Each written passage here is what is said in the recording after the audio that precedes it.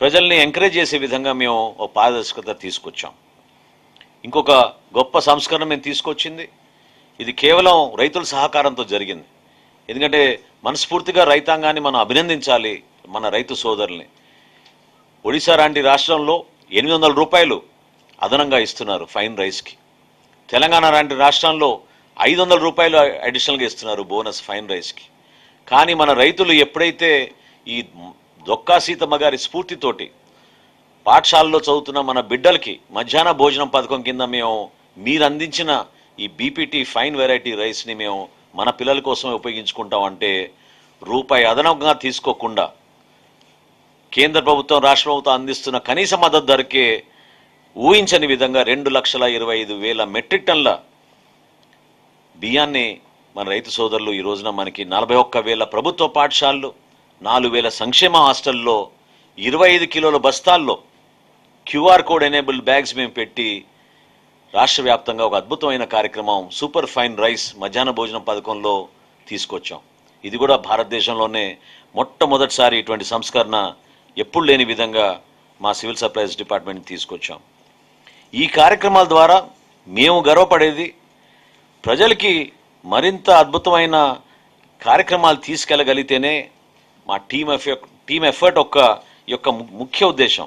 ఎందుకంటే సంస్కరణలు అనేది కేవలం కాగితాలకే పరిమితం కాకూడదు.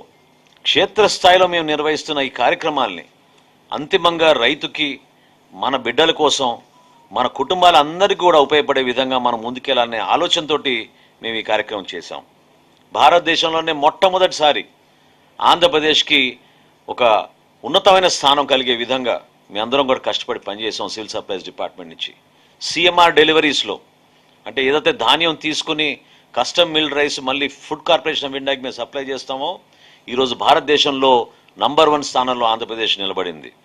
అదేవిధంగా పారదర్శకత కోసం పర్ఫెక్ట్గా జరగాలి, నిజాయితీగా జరగాలి, పొరపాటు జరగకూడదనే ఉద్దేశంతో ఈ స్మార్ట్ రేషన్ కార్డ్స్ మేము చేసినప్పుడు ఈ కేవైసీ భారతదేశంలోనే ఫస్ట్ టైం 99.06% ఈ కేవైసీ చేసిన ఏకైక రాష్ట్రం ఆంధ్రప్రదేశ్ రాష్ట్రాన్ని గర్వంగా ఈ సందర్భంగా నేను తెలుపుతున్నాను.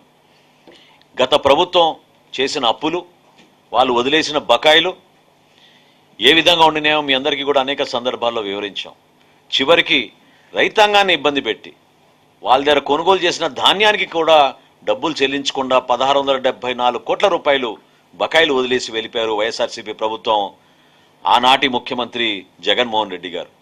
మా ప్రభుత్వం వచ్చిన వెంటనే 2 విడతల్లో, ఒక విడతలో 1,000 కోట్ల రూపాయలు, మరొక విడతలో 674 కోట్లు విడుదల చేసి రైతాంగానికి నెల రోజుల్లోనే మేము ఆ విధమైన వెసులుబాటు కల్పించాం. ఈ రోజుకి 2 సంవత్సరాల్లో సివిల్ సప్లైస్ డిపార్ట్మెంట్ నుంచి, సివిల్ సప్లైస్ కార్పొరేషన్ నుంచి 28,434 కోట్ల రూపాయలు అవుట్ స్టాండింగ్ లయబిలిటీస్ని మేము క్లియర్ చేయగలిగాం. ఇదొక అద్భుతమైన ఫైనాన్షియల్ మేనేజ్మెంట్. దీని వెనుక ఎంతో కృషి ఉండింది.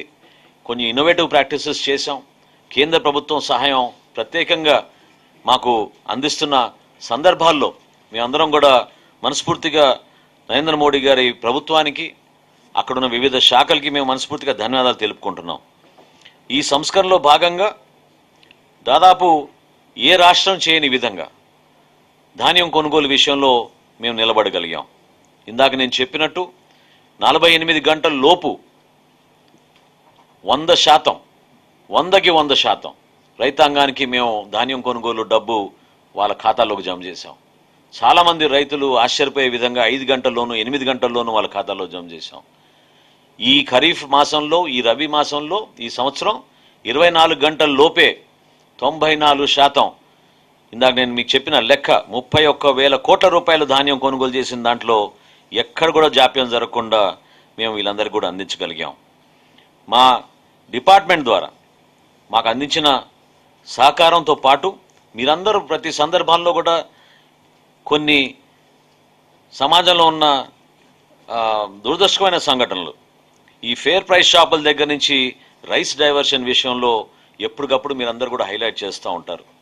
వాటిపైన కూడా ఉక్కుపాదంతో మేము వచ్చినప్పటి నుంచి కూడా ప్రతి కార్యక్రమం మేము చేపట్టినప్పుడు టెలికాన్ఫరెన్స్ కానివ్వండి, వీడియో కాన్ఫరెన్స్ కానివ్వండి, జిల్లా స్థాయి యంత్రాంగాన్ని ఎప్పటికప్పుడు అప్రమత్తం చేసి మొట్టమొదటిసారి మేము యాప్ కూడా డిజైన్ చేసి జిల్లాలో ఉన్న ప్రతి అధికారి, డిప్యూటీ తహసీల్దార్ దగ్గర నుంచి జాయింట్ కలెక్టర్ వరకు ప్రతి నెల కనీసం 6 ఫేర్ ప్రైస్ షాపులు ఇన్స్పెక్ట్ చేసి అక్కడున్న సరుకుని పరిశీలించే విధంగా ఒక నిబంధన తీసుకొచ్చి మేము ఈరోజు రాష్ట్ర వ్యాప్తంగా కూడా అంతిమంగా ప్రజలకు అందించే ఈ సరుకుని పర్ఫెక్ట్గా ఉండాలి, క్వాలిటీ ఉండాలి, ఎక్కడ కూడా డైవర్షన్ జరగకూడదనే ఉద్దేశంతో ఒక ప్రయత్నం చేస్తున్నాం. ఈ 2 సంవత్సరాల్లో మన రాష్ట్రంలో ఎన్డీఏ ప్రభుత్వం వచ్చిన తర్వాత 5,354 6A కేసెస్ బుక్ చేశాం.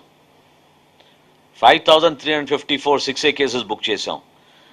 7,32,670 క్వింటాళ్ళ రైస్ మేము సీజ్ చేశాం.